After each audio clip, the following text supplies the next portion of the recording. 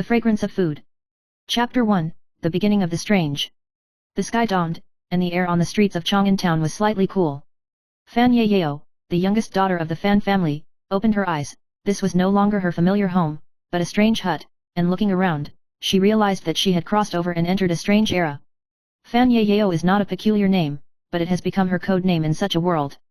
Her original identity is long gone, and her mother died shortly after she was born, leaving behind nothing but old things and a last word.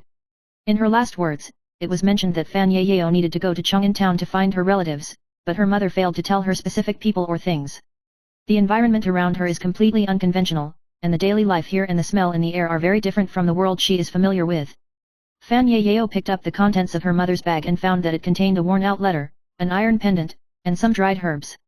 She didn't pay attention to this, but carefully put it away, and secretly vowed in her heart that she must find her mother's relatives and fulfill her unfulfilled wish.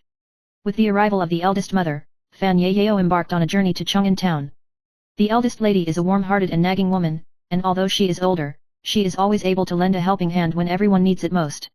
She is empty-handed, but often with that confident smile, which makes people unconsciously want to get close to her. For Fan Yeyao, this lady has become her only reliance in a strange world.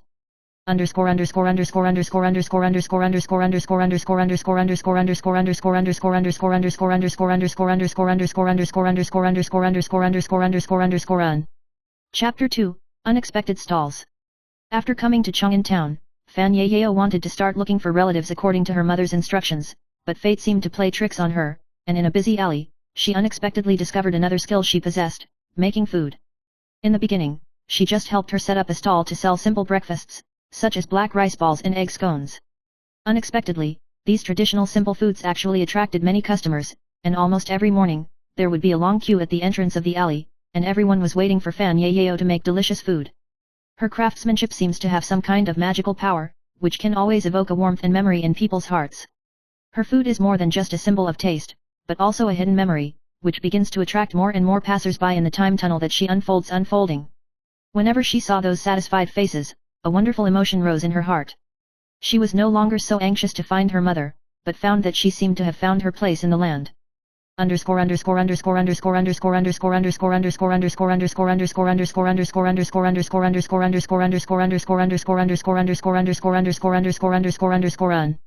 Chapter 3, A Changing Fate. As the weather turns colder, Fan's business is no longer limited to black rice balls and egg scones in the morning.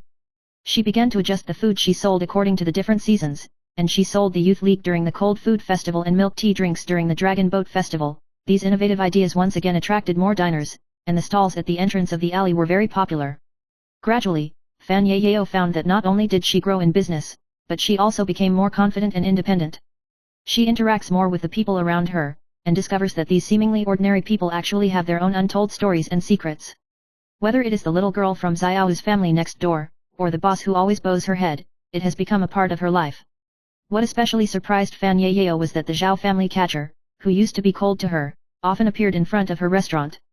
At first, he only passed by occasionally, but as time went by, Fan Yeyao found that every time Zhao Zutu came, he unconsciously sat next to her stall, waiting for her to make some food, and then taste it.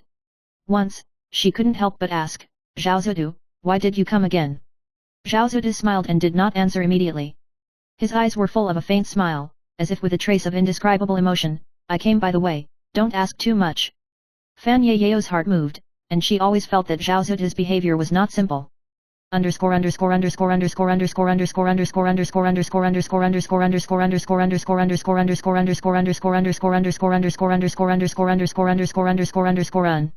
Chapter 4, Uncovering the Secrets of the Past.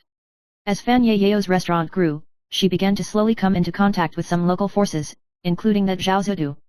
In a small place like Chang'an town, any slight abnormality will cause concern. Fan Yeyao soon heard all kinds of rumors. The head catcher of the Zhao family was actually a descendant of a local hidden wealthy family, and Fan Yeyao's mother, the Fan family, was originally inextricably linked with the Zhao family. The pendant and letter that her mother gave her on her deathbed also seemed to be related to this secret past. All of this seems to be slowly being revealed. Fan Yeyao has to face her identity, and her fate has changed dramatically.